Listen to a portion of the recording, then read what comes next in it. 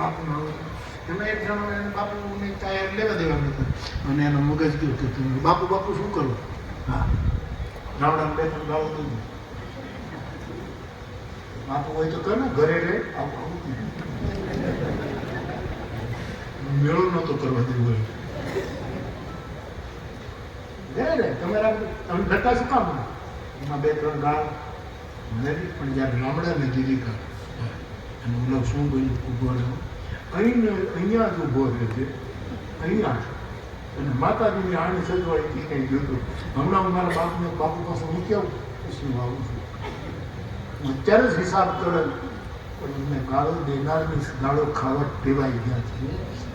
શબ્દ આ કામ કરશે.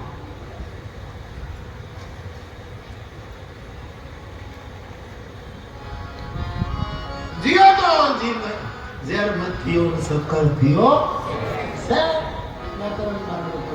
એવું બોલો તો તમારા મોઢામાંથી હાકર નીકળે.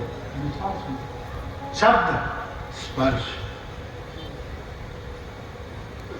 કોકને થપાટ મારતા હતા એ ચરણ સ્પર્શ કરવાનો.